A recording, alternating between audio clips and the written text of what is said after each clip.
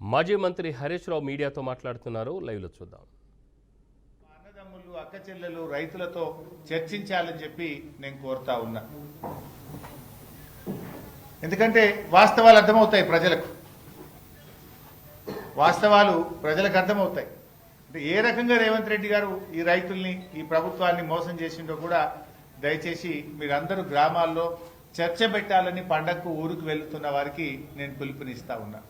అన్నిట్లో మోసం. రైతు భరోసా ఇప్పుడైతే 10,000 నేనొస్తే 15,000 అన్నాడు, మోసం. వ్యవసాయ కూలీలందరికీ 12,000 ఇస్తా అన్నాడు, మోసం. అన్ని పంటలకు బోనస్ అన్నాడు, మోసం. పంటలకు బీమా అన్నాడు, మోసం. రైతు రుణమాఫీ అందరికీ చేస్తానన్నాడు, మోసం. అడుగడుగున ప్రతి పథకములో అయితే ఎగవేతలు లేదంటే కోతలు. ఈ రకంగా రైతులకు తీవ్రంగా అన్యాయం చేసినారు.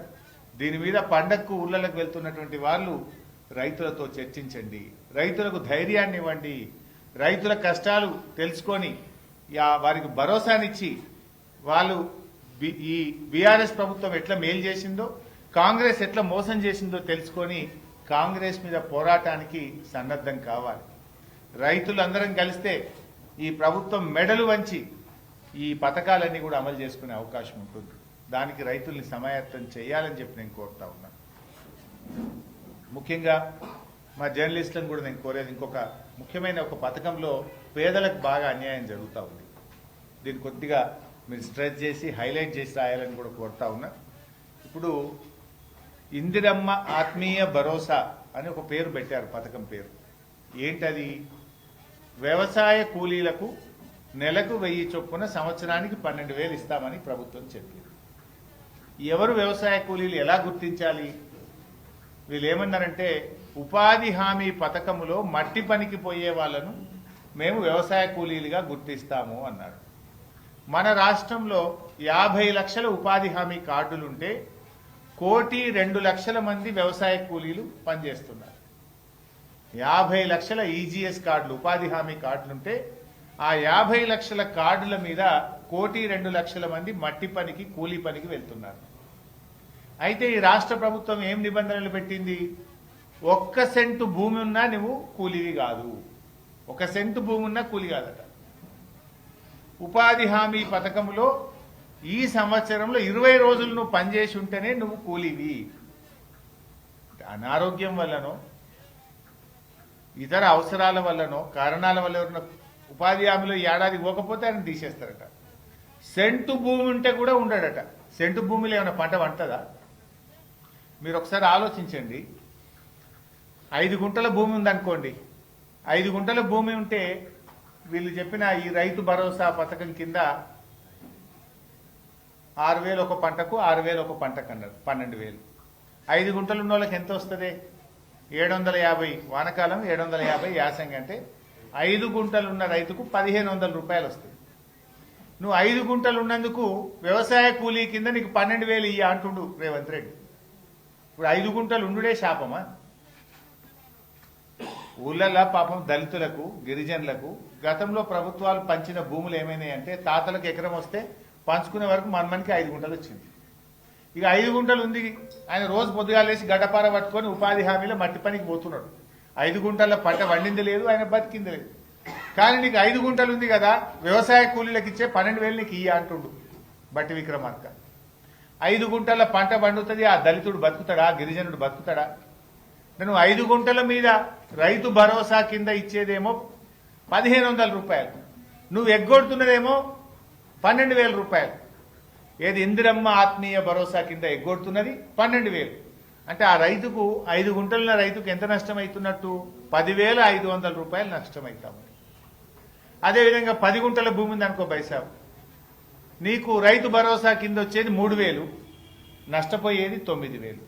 అద్దెకరం భూమి ఉంది అనుకోండి, రైతు భరోసా కింద 6,000 వస్తుంది, నీవు నష్టపోయేది 6,000. 30 గుంటల భూమి ఉంది అనుకోండి, నీకు వచ్చేది 9,000, నువ్వు నష్టపోయేది 3,000. అంటే ఈ రాష్ట్రంలో మీకు ఐడియా ఉండాలి, ఎకరం కంటే తక్కువ భూమి ఉన్నటువంటి రైతులు ఎందరు అంటే 24,57,000 మంది రైతులు ఉన్నారు. ఎకరం కంటే తక్కువ భూమి ఉన్న వాళ్ళు గుంట నుంచి 39 గుంటల వరకు గుంట నుంచి 39 గుంటల వరకు భూమి ఉన్నటువంటి రైతులు 24,57,000 మంది. ఇందులో అతి ఎక్కువగా దళితులు, గిరిజనులు, బీసీలు మాత్రమే ఉన్నారు. అంటే నువ్వు ఇందిరమ్మ ఆత్మీయ భరోసా అంటే ఏంటి? దళిత గిరిజనులకు శటగోపం పెట్టుడేనా? దళిత గిరిజన రైతుల నోరు కొట్టడమే ఇందిరమ్మ ఆత్మీయ భరోసానా? అరే 1 కోటి మంది కూలీలు ఉన్నారు. వాడు నిజంగా గడ్డపార పట్టుకొని ఎందుకు పోతాడండి? పొద్దుగాల 6 గంటలకు లేచి గడ్డపార పట్టుకొని మట్టి పనికి ఉపాధి హామీలో పోయిందంటేనే ఆయన కూలీ. ఆ కూలీల నోరు కొట్టడానికి మీకు చేతులు ఎట్లొచ్చినాయని నేను అడుగుతా ఉన్నా రేవంత్ రెడ్డిని, బట్టి విక్రమార్కని.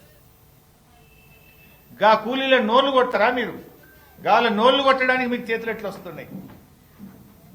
వ్యవసాయ కూలీలు అప్పుడేమో మీరు ఓట్లేయించుకున్నారు ఆశలు చెప్పి, ప్రతి కూలీకి ఇస్తామన్నారు.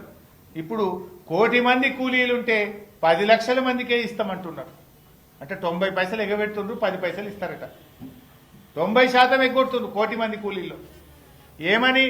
నువ్వు 20 రోజులు పనిచేయలే, నీకు గుంట భూమి ఉన్నది, నీకు 5 గుంటల భూమి ఉన్నది అని రకరకాల కారణాలు పెట్టి వాళ్లకు కోతలు పెట్టే ప్రయత్నం చేస్తున్నారు.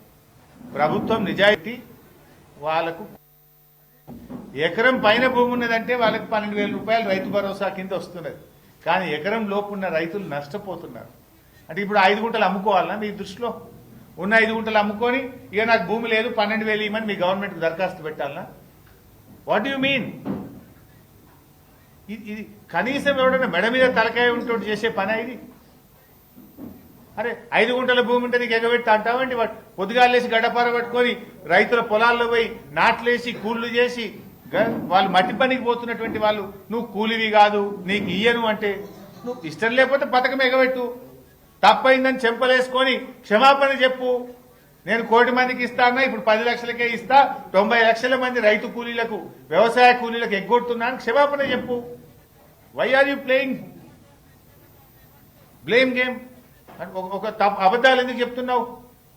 అన్ని మోసమే కదా. అన్ని పంటలకు బోనస్ అంటివి మోసం చేస్తేవి, 2 లక్షల మీద ఉన్న వాళ్ళకు కూడా 2 లక్షలు రుణమాఫీ చేస్తా అంటివి మోసం చేయబడుతుంది, రైతు భరోసా 15,000 అంటివి మోసం చేయబడుతుంది, పంటల బీమా అంటివి మోసం చేస్తేవి. లాస్ట్కు పాపంగా వ్యవసాయ కూలీలను కూడా మోసం చేయాలనా? రెక్కాడితే డొక్కాడని వాళ్ళు పొద్దున్నేసి చెమట చుక్కలను నేల మీద వడుస్తూ పనిచేసేటువంటి గా కూలీలకు కూడా కోతబెట్టుడు అవసరమా రేవంత్ రెడ్డి గారు? దయచేసి ఆ దళిత, గిరిజన, బీసీ వ్యవసాయ కూలీల పక్షాన ఈ ప్రభుత్వాన్ని నేను సవినయంగా కోరుతా ఉన్నా. మట్టి పనికి ఉపాధి హామీలో గడ్డపారబట్టుకొని పోతున్న ప్రతి కూలీకి కూడా ఇందిరమ్మ ఆత్మీయ భరోసా పథకాన్ని వర్తింపజేయండి. మీరు గ్రామ సభలు పెడితే బిడ్డ తిరగబడతారు, జాగ్రత్త అని కూడా హెచ్చరిస్తా ఉన్నా. మీరు పోయి ఊళ్ళల్లా గుంట సెంటు భూమి ఉన్నది నీకు ఇయ్యం, నీకు 5 గుంటలది నీకు ఇయ్యమంటే గ్రామ సభల్లో మీ అధికారుల మీద కూలీలు తిరగబడతారు. తస్మాత్ జాగ్రత్త అని చెప్పి కూడా నేను హెచ్చరిస్తా ఉన్నా.